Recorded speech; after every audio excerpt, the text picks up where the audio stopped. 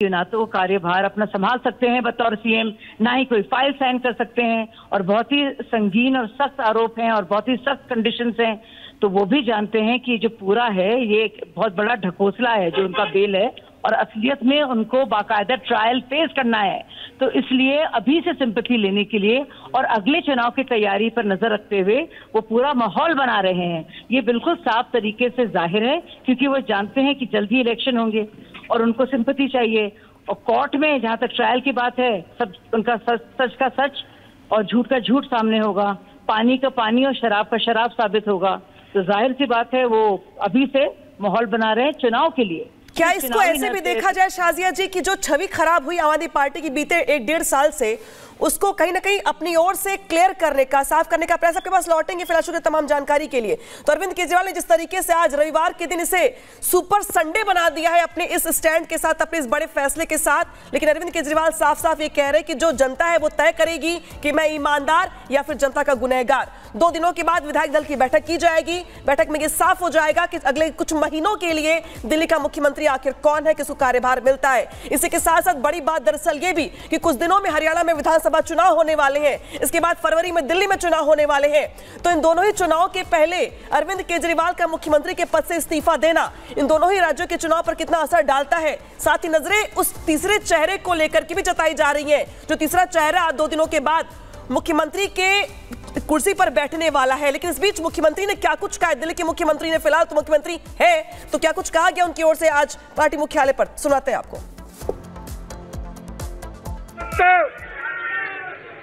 2 दिन के बाद, आज से 2 दिन के बाद मैं सीएम की कुर्सी से इस्तीफा देने जा रहा हूं।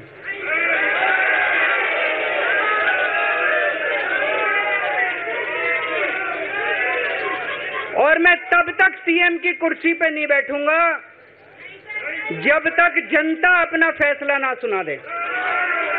मैं जनता के बीच में जाऊंगा, गली गली में जाऊंगा, घर घर में जाऊंगा, और जब तक जनता अपना फैसला ना सुना दे कि केजरीवाल ईमानदार है, तब तक मैं सीएम की कुर्सी के ऊपर नहीं बैठूंगा।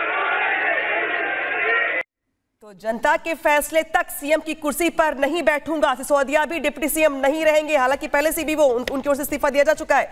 तो ऐसे में अगर सिसोदिया भी चेहरा वो नहीं है, तो तीसरा चेहरा कौन सा होगा जिसको विधायक दल की बैठक में नया नेता चुना जाएगा, जिसके ऊपर दिल्ली का कार्यभार होगा अगले कुछ महीनों के लिए? तमाम चेहरे, तमाम कयास लगाए जा रहे हैं, लेकिन रिहाई के बाद ये इस्तीफा दांव है चुनाव से पहले, या फिर यूं कहें कि चुनावी तैयारियों के मद्देनजर ये एक पॉलिटिकल स्टैंड है, क्योंकि हरियाणा में भी चुनाव है, दिल्ली में भी विधानसभा के चुनाव है, और इन दोनों ही चुनाव से पहले जिस तरीके से अरविंद केजरीवाल की ओर से ये बड़ा ऐलान किया गया, उनकी ओर से ये भी कहा गया, और बहुत सारी बातें आज पहले उनकी ओर से बैकग्राउंड बनाई गई, उनको इनकी ओर से ये कहा गया कि आजकल कोई चपरासी की कुर्सी भी नहीं छोड़ता, मैंने मुख्यमंत्री की कुर्सी छोड़ दी कुछ दिनों की सरकार चलाने के बाद, तो मुझे कुर्सी का मोह नहीं है। और इसी को उन्होंने जोड़ते हुए ये कहा कि 2 दिनों के बाद वो इस्तीफा दे देंगे मुख्यमंत्री के पद से।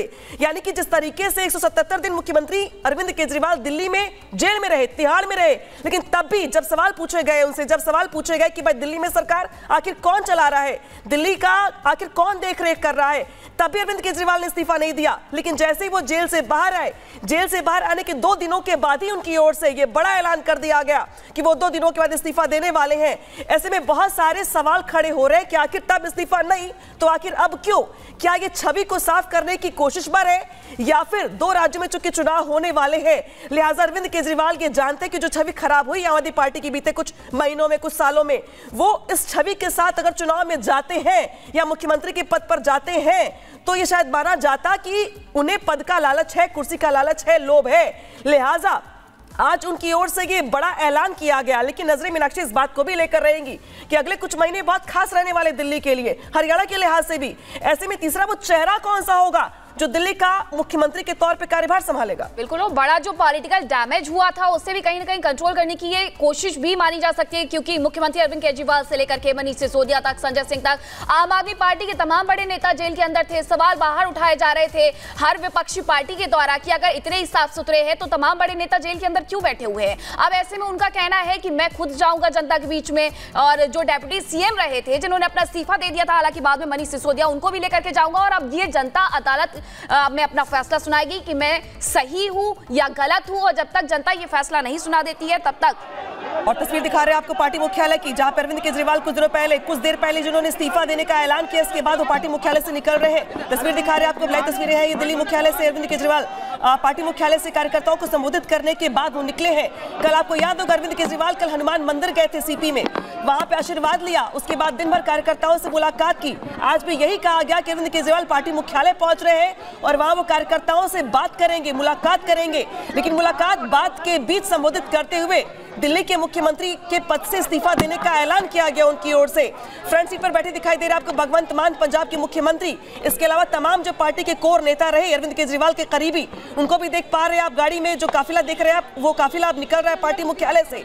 और जिस तरीके से अभी भी पार्टी मुख्यालय पर कार्यकर्ताओं का जमावड़ा, कार्यकर्ताओं के मन में तमाम सवाल और इसी के साथ साथ बहुत सारे द्वंद्व दिल्ली के मुख्यमंत्री के चेहरे को लेकर भी। इसी के साथ साथ चुनावी तैयारियों के बीच अरविंद केजरीवाल की ओर से ये बड़ा ऐलान, और ऐलान के साथ दिल्ली में सियासी भूचाल, क्योंकि दिल्ली के मुख्यमंत्री ने तब इस्तीफा नहीं दिया जब उनको लेकर तमाम सवाल पूछे गए। अब सुनिए क्या कुछ कहा जा रहा है उनकी ओर से। तो उस तरह के जो एलिगेशंस लगे हैं, अब वो सीएम साहब जो है वो जनता की अदालत में जाएंगे और जनता के हाथ में है। मंत्री के तौर पे आपका क्या मानना है कि सीएम को इस्तीफा देना चाहिए, क्योंकि आप लोग लगातार आरोप खारिज करते रहे कि ऐसा कुछ है ही नहीं, तो फिर इस्तीफा क्यों देना चाहिए? देखिए, बात इस्तीफा देने की नहीं है। बात यह है कि जैसे कि सीएम साहब ने कहा कि उन्होंने पूरी जिंदगी में जो कमाया है वो ईमानदारी और इज्जत, और इस तरह के जो एलिगेशंस लगे हैं तो सीएम साहब ने तो जनता के बीच में रख दिया है कि अगर वो सोचते हैं कि ईमानदार हैं तो भारी बहुमत के साथ फिर आपको क्या लगता है सीएम को इस्तीफा देना चाहिए? सीएम ने जो घोषणा की, क्या करेंगे आप? मुख्यमंत्री जी अग्नि परीक्षा से गुजरने के लिए तैयार है और दिल्ली तय करेगी कि मुख्यमंत्री ईमानदार हैं कि नहीं है। अरविंद केजरीवाल जी ने 2020 में काम के नाम पर वोट मांगा था और कहा कि अगर मैंने काम किया है तो मुझे वोट देना, मैंने काम नहीं किया तो मुझे वोट नहीं देना। आज उन पे तोहमतें लगाई गई, आरोप लगाया गया। आज मुख्यमंत्री जी ने अपनी ईमानदारी की परीक्षा, अग्नि परीक्षा देने का फैसला लिया है। दिल्ली की जनता मुख्यमंत्री को ईमानदार घोषित करेगी झाड़ू का बटन दबाकर, और अब आने वाला 2025 का दिल्ली चुनाव, दिल्ली की जनता उस चुनाव के माध्यम से अपने मुख्यमंत्री को ईमानदार घोषित करेगी। जैसे दीवार पिक्चर में अमिताभ बच्चन के हाथ पे लिखा था, वैसे ही दिल्ली की जनता उसके ठीक उलट अपने हाथ पर लिखेगी कि मेरा केजरीवाल ईमानदार है।